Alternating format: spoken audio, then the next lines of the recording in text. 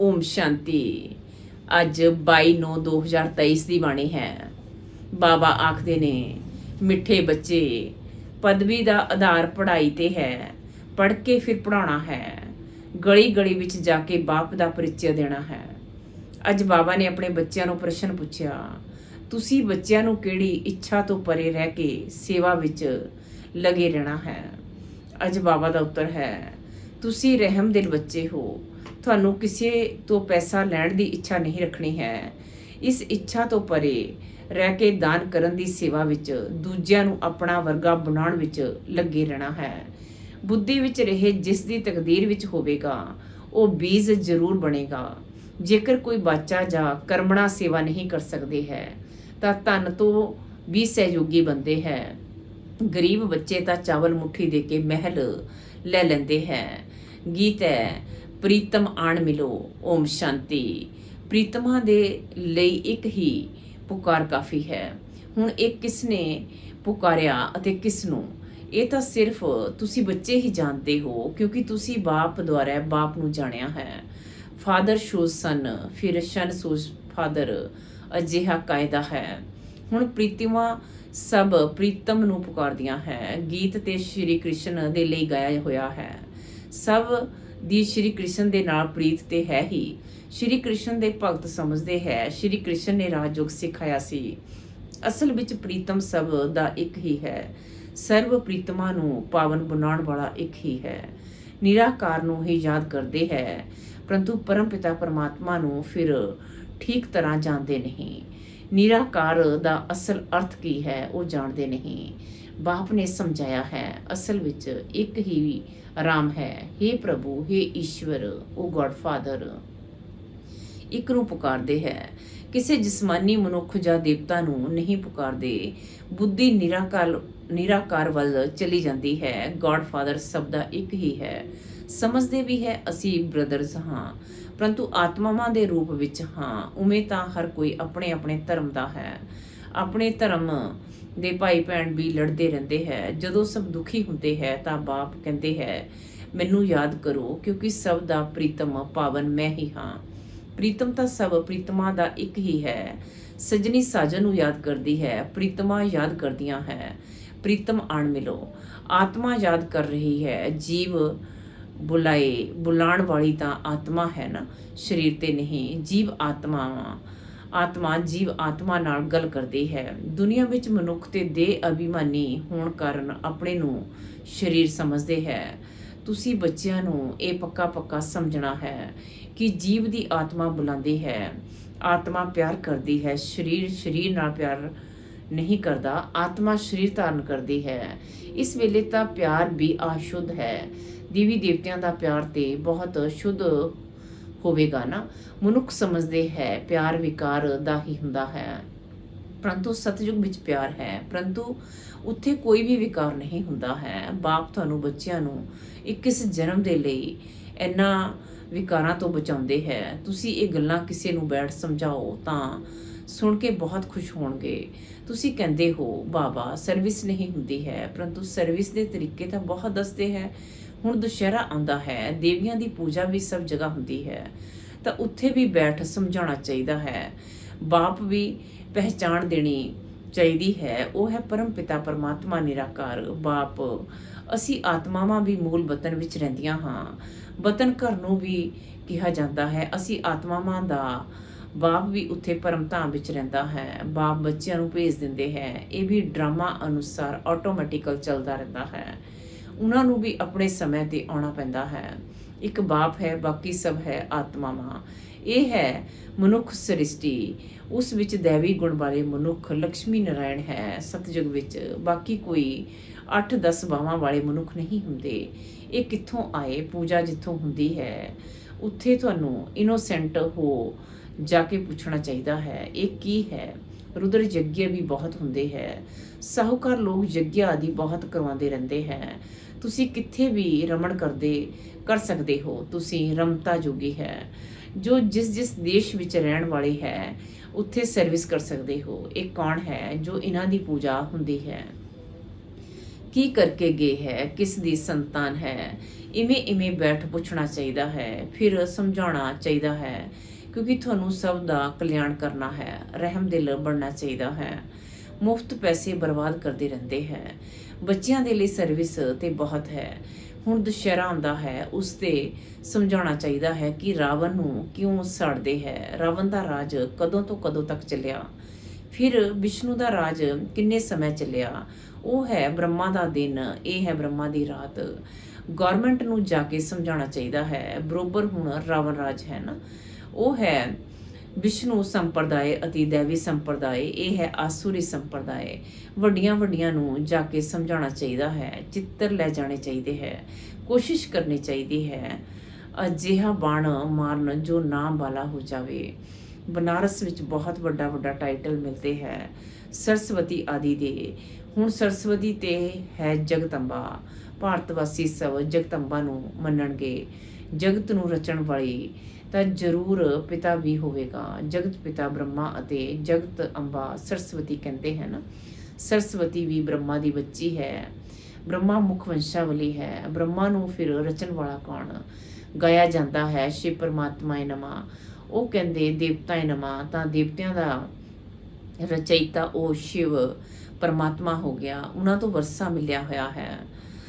ਤਾਂ ਤੁਸੀਂ ਬੱਚਿਆਂ ਨੂੰ ਸਮਝਾਉਣ ਲਈ ਨਿਕਲਣਾ ਪਵੇਗਾ ਨਾ। ਜੋ ਚੰਗੇ ਸਮਝਦਾਰ ਹੈ ਉਹਨਾਂ ਨੂੰ ਸਰਵਿਸ ਕਰਨੀ ਚਾਹੀਦੀ ਹੈ। ਬਾਪ ਦੇ ਗਲੀ ਵਿੱਚ ਨਹੀਂ ਜਾਣਗੇ, ਇਹ ਬੱਚਿਆਂ ਦਾ ਕੰਮ ਹੈ। ਸਰਵਿਸ ਨਹੀਂ ਕਰਦੇ ਹੈ ਤਾਂ ਸਮਝਣਗੇ ਸਰਵਿਸੇਬਲ ਨਹੀਂ ਹੈ, ਤਾਂ ਪਦਵੀ ਵੀ ਅਜਿਹੀ ਹੀ ਪਾਉਣਗੇ।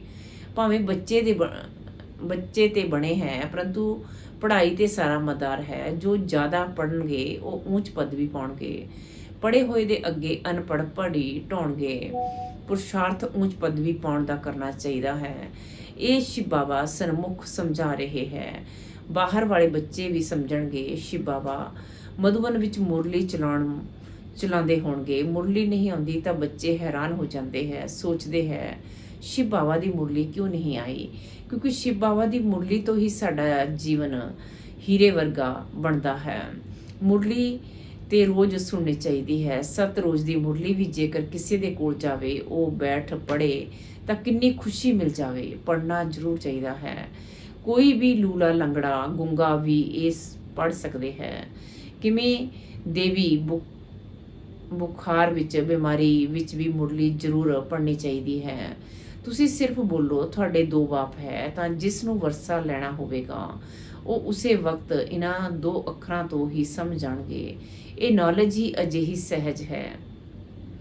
ਬਾਪ ਨੂੰ ਯਾਦ ਕਰਨ ਨਾਲ ਸਾਰਾ ਚੱਕਰ ਬੁੱਧੀ ਵਿੱਚ ਆ ਜਾਂਦਾ ਹੈ। ਜਿੰਨਾ ਬੁੱਧੀ ਵਿੱਚ ਚੱਕਰ ਫਿਰਾਓਗੇ ਤਾਂ ਚੱਕਰਵਰਤੀ ਰਾਜਾ ਬਣੋਗੇ। ਬਾਪ ਕਹਿੰਦੇ ਹੈ ਜੋ ਮੇਰੇ ਭਗਤ ਹੈ ਅਤੇ ਲక్ష్ਮੀ ਨਾਰਾਇਣ ਆਦਿ ਨੂੰ ਮੰਨਣ ਵਾਲੇ ਹੈ, ਉਹਨਾਂ ਨੂੰ ਸਮਝਾਓ ਤੁਸੀਂ ਹੀ ਦੇਵੀ ਦੇਵਤਾ ਸੀ। 84 ਦਾ ਚੱਕਰ ਲਗਾਇਆ, ਹੁਣ ਫਿਰ ਦੇਵਤਾ ਬਣੋ। ਇਹ ਬਾਬਾ ਵੀ ਲక్ష్ਮੀ ਨਾਰਾਇਣ ਦਾ ਭਗਤ ਸੀ ਨਾ। ਪੁਜਾਰੀ ਤੋਂ ਫਿਰ ਪੂਜਯ ਬੰਦੇ ਹੈ। ਲక్ష్ਮੀ ਨਾਰਾਇਣ ਪੂਜਯ ਹੈ ਨਾ। ਤੁਸੀਂ ਲక్ష్ਮੀ ਨਾਰਾਇਣ ਦੇ ਮੰਦਿਰ ਵਿੱਚ ਜਾਓਗੇ, ਕਹਿਣਗੇ ਕੱਲ ਇਹਨਾਂ ਦੀ ਪੂਜਾ ਕਰਦੇ ਸੀ, ਅੱਜ ਅਸੀਂ ਉਹ ਬਣ ਰਹੇ ਹਾਂ। ਸਮਝਾਉਣ ਦਾ ਬਹੁਤ ਸਹਿਜ ਹੈ।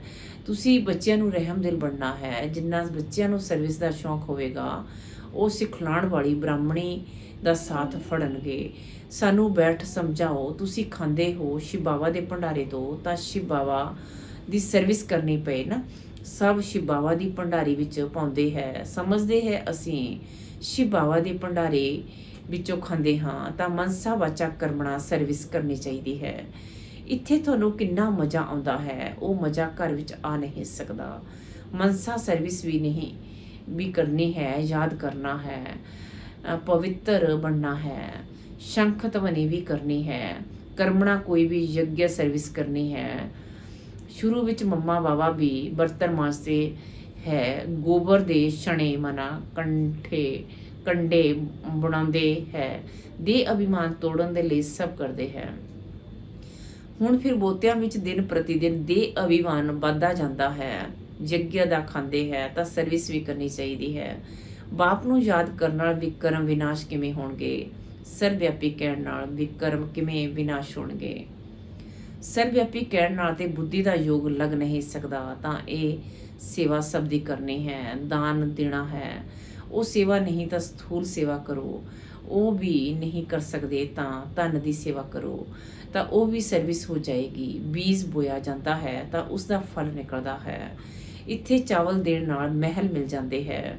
ਕਿਸੇ ਨੂੰ ਵੀ ਕਹਿਣਾ ਨਹੀਂ ਹੈ ਕਿ ਬੀਜ ਬੋ, ਤਕਦੀਰ ਵਿੱਚ ਨਹੀਂ ਹੋਵੇਗਾ ਤਾਂ ਕਦੇ ਬੁੱਧੀ ਵਿੱਚ ਆਵੇਗਾ ਹੀ ਨਹੀਂ।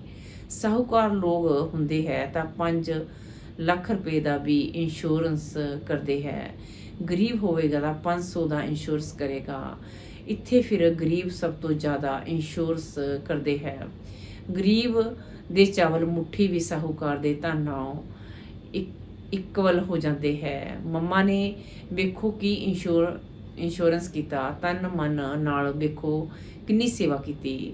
ਬਹੁਤ ਧਨ ਦੇਣ ਵਾਲਿਆਂ ਨੂੰ ਵੀ ਇਤਨੀ ਪਦਵੀ ਨਹੀਂ ਮਿਲ ਸਕਦੀ ਜਿੰਨੀ ਉਹਨਾਂ ਨੂੰ ਮਿਲਦੀ ਹੈ। ਤੁਸੀਂ ਹੋ ਨਰ ਤੋਂ ਨਾਰਾਇਣ ਬਣਨ ਵਾਲੇ, ਇਹ ਨੌਲੇਜ ਹੈ ਹੀ ਸਵਰਾਜ ਯੋਗ। ਹਰ ਇੱਕ ਦੀ ਬੁੱਧੀ ਸਮਝ ਸਕਦੀ ਹੈ। ਅਸੀਂ ਮੰਮਾ ਬਾਬਾ ਨੂੰ ਫਾਲੋ ਕਰਦੇ ਹਾਂ। ਪੁਰਸ਼ਾਰਥ ਕਰਨਾ ਚਾਹੀਦਾ ਹੈ ਨਾ।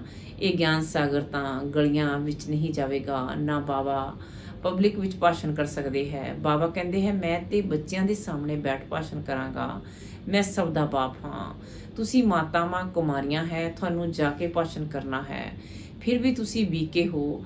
ਹੁਣ ਜਗਤੰਬਾ ਦੇ ਕਿੰਨੇ ਵੱਡਾ ਮੇਲਾ ਲੱਗਦਾ ਹੈ, ਕੁਝ ਤਾਂ ਸਰਵਿਸ ਕਰਕੇ ਗਈ ਹੈ ਨਾ, ਤੁਸੀਂ ਦੱਸ ਸਕਦੇ ਹੋ। ਉੱਥੇ ਬਹੁਤ ਸਰਵਿਸ ਕਰ ਸਕਦੇ ਹੈ। ਸਰਵਿਸੇਬਲ ਬੱਚੇ ਆਪੇ ਹੀ ਸਰਵਿਸ ਕਰਦੇ ਰਹਿਣਗੇ। ਜੋ ਆਪੇ ਹੀ ਕਰੇ ਸੋ ਦੇਵਤਾ। ਸਵੇਰ ਨੂੰ ਜਾਓ, ਰਾਤ ਨੂੰ ਮੁੜੋ। ਸਰਵਿਸ ਕਰਨ ਦੀ ਹਿੰਮਤ ਚਾਹੀਦੀ ਹੈ। ਬਹੁਤ ਚੰਗੇ ਚੰਗੇ ਬੱਚੇ ਹੈ, ਪਰੰਤੂ ਕਿਸੇ ਨਾ ਕਿਸੇ ਬੰਧਨ ਵਿੱਚ ਹੈ। ਰੁਦਰ ਗਿਆਨ ਯੱਗ ਵਿੱਚ ਅਬਲਾਵਾਂ ਤੇ ਅਨੇਕ ਤਰ੍ਹਾਂ ਦੇ ਵਿਘਨ ਪੈਂਦੇ ਹੈ। ਪ੍ਰੈਕਟੀਕਲ ਵਿੱਚ ਵੇਖ ਰਹੇ ਹੈ ਤਾਂ ਬਾਪ ਤੋਂ ਜੇਕਰ ਵਰਸਾ ਲੈਣਾ ਹੈ ਤਾਂ ਸਰਵਿਸ ਵਿੱਚ ਤਿਆਰ ਰਹਿਣਾ ਹੈ। ਸ਼੍ਰੀਮਤ ਤੇ ਚੱਲੋ। ਹਾਂ, ਲੌਕਿਕ ਮਾਂ ਬਾਪ ਆਦਿ ਹੈ ਤਾਂ ਉਹਨਾਂ ਦੀ ਸਰਵਿਸ ਵੀ ਕਰਨੀ ਹੈ, ਨਾਲ ਨਾਲ ਇਹ ਸਰਵਿਸ ਵੀ ਕਰਨੀ ਹੈ। ਬੰਬੇ ਵਿੱਚ ਵੀ ਅੰਬਾ ਦੇ ਮੰਦਿਰ ਵਿੱਚ ਬਹੁਤ ਜਾਂਦੇ ਹੈ, ਉੱਥੇ ਜਾ ਕੇ ਸਰਵਿਸ ਕਰ ਸਕਦੇ ਹੈ। ਹਾਂ, ਇਵੇਂ ਜੋ ਸਰਵਿਸ ਕਰਨਗੇ ਉਹਨਾਂ ਨੂੰ ਗਵਰਨਮੈਂਟ ਵੀ ਸਰੀਰ ਨਿਰਵਾਹ ਅਰਥ ਦੇਣ ਲਈ ਤਿਆਰ ਹੈ। ਜੇਕਰ ਕੁਝ ਵੀ ਸਮਝ ਵਾਲੇ ਨਹੀਂ ਹੈ, ਫਿਰ ਵੀ ਹਿੰਮਤ ਕਰੋ, ਕੋਈ ਨਾ ਕੋਈ ਨਿਕਲ ਆਵੇਗਾ। ਸਰਜਨ ਬਹੁਤ ਚਾਹੀਦੇ ਹੈ। ਤੁਸੀਂ ਹੋ ਅੰਨਿਆਂ ਦੀ ਲਾਠੀ। ਤੁਸੀਂ ਬੱਚਿਆਂ ਦੇ ਲਈ ਰਹਿਮ ਦਿਲ, ਬਾਪ ਦੇ ਬੱਚੇ ਵੀ ਰਹਿਮ ਦਿਲ, ਜੋ ਬਹੁਤਿਆਂ ਨੂੰ ਰਾਸਤਾ ਦੱਸਣਗੇ, ਉਹ ਪਦਵੀ ਵੀ ਉੱਚੀ ਪਾਉਣਗੇ। ਸੁਣਦੇ ਤਾਂ ਬਹੁਤ ਹੈ ਨਾ, ਇੱਥੇ ਤੋਂ ਗਏ ਤਾਂ ਫਿਰ ਭੁੱਲ ਜਾਂਦੇ ਹੈ, ਨੰਬਰਵਾਰ ਧਾਰਨਾ ਕਰਦੇ ਹੈ। ਇਸ ਦੇ ਲਈ ਬੜੀ ਚੰਗੀ ਮਿਹਨਤ ਕਰਨੀ ਚਾਹੀਦੀ ਹੈ। 21 ਜਨਮ ਦਾ ਰਾਜ ਭਾਗ ਮਿਲਦਾ ਹੈ। ਘੱਟ ਗੱਲ ਥੋੜੀ ਨਾ ਹੈ। ਜਿਵੇਂ ਗਵਰਨਮੈਂਟ ਕਹਿੰਦੀ ਹੈ ਸੋਨਾ ਹਰਾਮ ਹੈ, ਬਾਪ ਵੀ ਕਹਿੰਦੇ ਹੈ ਨੀਂਦ ਨੂੰ ਜਿੱਤਣ ਵਾਲੇ ਬਣੋ, ਰਾਤ ਨੂੰ ਵੀ ਕਮਾਈ ਕਰੋ। ਕੋਈ ਸਰੀਰ ਛੱਡਦੇ ਹੈ ਤਾਂ ਸਮਝਦੇ ਆ ਡਰਾਮੇ ਵਿੱਚ ਉਹਨਾਂ ਦਾ ਇੰਨਾ ਹੀ ਪਾਠ ਸੀ। ਅਨੰਨਿਆ ਬੱਚੇ ਜੋ ਹੁੰਦੇ ਹੈ ਉਹ ਆਉਂਦੇ ਹੈ, ਕੋਈ ਤੇ ਬਹੁਤ ਅਥਰੂ ਵਗਾਉਂਦੇ ਹੈ, ਪਛਤਾਉਂਦੇ ਹੈ ਅਸੀਂ ਸਰਵਿਸ ਨਹੀਂ ਕੀਤੀ, ਬਾਪ ਦਾ ਕਹਿਣਾ ਨਹੀਂ ਮੰਨਿਆ। ਅਜਿਹੇ ਵੱਖ-ਵੱਖ ਤਰ੍ਹਾਂ ਦੇ ਹੁੰਦੇ ਹੈ। ਬਾਬਾ ਸਾਖਸ਼ਾਤਕਾਰ ਕਰਵਾਉਂਦੇ ਹੈ। ਤੁਹਾਨੂੰ ਕਿੰਨਾ ਕਹਿੰਦੇ ਸੀ ਕਿ ਸਰਵਿਸ ਕਰ, ਆਪ ਸਮਾਨ ਬਣਾਓ, ਤੁਸੀਂ ਕੁਝ ਨਹੀਂ ਕੀਤਾ। ਫਿਰ ਰੋਂਦੇ ਹੈ। ਧਰਮਰਾਜ ਦੇ ਅੱਗੇ ਵੀ ਰੋਂਦੇ ਹੈ, ਮਾਰ ਖਾਂਦੇ ਹੈ। ਇਮਤਿਹਾਨ ਹੋ ਗਿਆ, ਰਿਜ਼ਲਟ ਨਿਕਲ ਗਈ, ਫਿਰ ਰੋਣ ਨਾਲ ਕੁਝ ਫਾਇਦਾ ਹੋਵੇਗਾ ਕਿ ਹੁਣ ਪ੍ਰੀਤਮ ਆਇਆ ਹੋਇਆ ਹੈ, ਪ੍ਰੀਤਮਾ ਨੂੰ ਲੈ ਜਾਣ। ਕਹਿੰਦੇ ਹੈ ਆਓ ਤਾਂ ਅਸੀਂ ਤੁਹਾਨੂੰ ਵਿਸ਼ਵ ਦੇ ਮਹਾਰਾਣੀ ਮਹਾਰਾਜਾ ਬਣਾਏ। ਜੋ ਪੁਰਸ਼ਾਰਥ ਕਰਨਗੇ ਉਹ ਬਣਨਗੇ। ਸਟਾਰਸ ਵਿੱਚ ਵੀ ਨੰਬਰਵਾਰ ਹੁੰਦੇ ਹੈ। ਕੋਈ ਤੇ ਬਹੁਤ ਚਮਕਦੇ ਹੈ, ਤੁਸੀਂ ਪੁਰਸ਼ਾਰਥ ਕਰ ਰਹੇ ਹੋ। ਉੱਪਰ ਵਿੱਚ ਤੁਹਾਡੇ ਪਛਾੜੀ ਦੀ ਰਿਜ਼ਲਟ ਦਾ ਯਾਦਗਾਰ ਹੈ। ਹੁਣ ਤਾਂ ਗ੍ਰਹਿਣ ਲੱਗਦਾ ਹੈ ਨਾ, ਚਲਦੇ ਚਲਦੇ ਗ੍ਰਹਿਚਾਰੀ ਬੈਠ ਜਾਂਦੀ ਹੈ ਤਾਂ ਤੂਫਾਨ ਵਿੱਚੋਂ ਨਿਕਲ ਨਹੀਂ ਸਕਦੇ। ਗ੍ਰਹਿਣ ਲੱਗਿਆ ਇਹ ਡਿੱਗਿਆ। ਗ੍ਰਹਿਣ ਬਹੁਤਿਆਂ ਨੂੰ ਲੱਗਦਾ ਹੈ। ਗ੍ਰਹਿਚਾਰੀ ਮਾਤ ਪਿਤਾ ਨੂੰ ਵੀ ਭੁਲਾ ਦਿੰਦੀ ਹੈ। ਪਰਿਪੂਰਨਤਾ ਕੋਈ ਬਣੇ ਨਹੀਂ ਹੈ। ਮਾਇਆ ਵੀ ਰੁਸਤਮ ਨਾਲ ਰੁਸਤਮ ਹੋ ਲੜੇਗੀ। ਅੱਛਾ, ਮਿੱਠੇ ਮਿੱਠੇ ਸਿੱਕੇ ਦੇ ਬੱਚਿਆਂ ਪ੍ਰਤੀ ਮਾਤ ਪਿਤਾ ਬਾਪ ਦਾਦਾ ਦਾ ਯਾਦ ਪਿਆਰ ਅਤੇ ਗੁੱਡ ਮਾਰਨਿੰਗ। ਰੂਹਾਨੀ ਬਾਪ ਦੀ ਰੂਹਾਨੀ ਬੱਚਿਆਂ ਨੂੰ ਨਮਸਤੇ।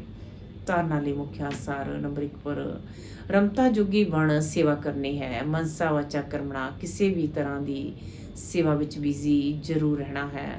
ਨੰਬਰ ਦੂਜਾ, ਰਾਤ ਨੂੰ ਜਾਗ ਕੇ ਕਮਾਈ ਕਰਨੀ ਹੈ, ਨੀਂਦ ਨੂੰ ਜਿੱਤਣ ਵਾਲੇ ਬਣਨਾ ਹੈ, ਮੁਰਲੀ ਕਿਸੇ ਵੀ ਪਰਿਸਥਿਤੀ ਵਿੱਚ ਜ਼ਰੂਰ ਪੜ੍ਹਨੀ ਹੈ। ਵਰਦਾਨ ਹੈ ਅੱਜ ਦਾ, ਅਲਪਕਾਲ ਦੇ ਸੰਸਕਾਰਾਂ ਨੂੰ ਅਨਾਦਿ ਸੰਸਕਾਰਾਂ ਨਾਲ ਪਰਿਵਰਤਨ ਕਰਨ ਵਾਲੇ ਵਰਦਾਨੀ ਮਹਾਦਾਨੀ ਭਵ। ਅਲਪਕਾਲ ਦੇ ਸੰਸਕਾਰਾਂ ਨੂੰ ਅਨਾਦਿ ਸੰਸਕਾਰਾਂ ਨਾਲ ਪਰਿਵਰਤਨ ਕਰਨ ਵਾਲੇ ਵਰਦਾਨੀ ਮਹਾਦਾਨੀ ਭਵ। ਆਜ ਬਾਬਾ ਆਖਦੇ ਨੇ, ਅਲਪਕਾਲ ਦੇ ਸੰਸਕਾਰ ਜੋ ਨਾ ਚਾਹੁੰਦੇ ਵੀ ਬੋਲ ਅਤੇ ਕਰਮ ਕਰਾਉਂਦੇ ਰਹਿੰਦੇ ਹੈ। ਇਸ ਲਈ ਕਹਿੰਦੇ ਹੈ, ਮੇਰਾ ਭਾਵ ਨਹੀਂ ਸੀ, ਮੇਰਾ ਲਕਸ਼ ਨਹੀਂ ਸੀ, ਲੇਕਿਨ ਹੋ ਗਿਆ। ਕਈ ਕਹਿੰਦੇ ਹੈ, ਅਸੀਂ ਕ੍ਰੋਧ ਨਹੀਂ ਕੀਤਾ, ਲੇਕਿਨ ਮੇਰੇ ਬੋਲ ਦੇ ਸੰਸਕਾਰ ਹੀ ਅਜਿਹੇ ਹੈ। ਤਾਂ ਇਹ ਅਲਪਕਾਲ ਦੇ ਸੰਸਕਾਰ ਹੀ ਮਜਬੂਰ ਬਣਾ ਦਿੰਦੇ ਹੈ। ਹੁਣ ਇਹਨਾਂ ਸੰਸਕਾਰਾਂ ਨੂੰ ਅਨਾਦਿ ਸੰਸਕਾਰਾਂ ਨਾਲ ਪਰਿਵਰਤਨ ਕਰੋ। ਆਤਮਾ ਦੇ ਅਨਾਦਿ ਓਰੀਜਨਲ ਸੰਸਕਾਰ ਹੈ ਸਦਾ ਸੰਪੰਨ, ਸਦਾ ਵਰਦਾਨੀ ਅਤੇ ਮਹਾਦਾਨੀ। ਸਲੋਗਨ ਅੱਜ ਦਾ, ਪਰਿਸਥਿਤੀ ਰੂਪੀ ਪਹਾੜ ਨੂੰ ਉੜਤੀ ਕਲਾ ਦੇ ਪੁਰਸ਼ਾਰਥ ਦੁਆਰਾ ਪਾਰ ਕਰ ਲੈਣਾ ਹੀ ਉੜਤਾ ਜੁਗੀ ਬਣਨਾ ਹੈ। ਪਰਿਸਥਿਤੀ ਰੂਪੀ ਪਹਾੜ ਨੂੰ ਉੜਤੀ ਕਲਾ ਦੇ ਪੁਰਸ਼ਾਰਥ ਦੁਆਰਾ ਪਾਰ ਕਰ ਲੈਣਾ ਹੀ ਉੜਤਾ ਜੁਗੀ ਬਣਨਾ ਹੈ। ਚੰਗਾ, ਓਮ ਸ਼ਾਂਤੀ।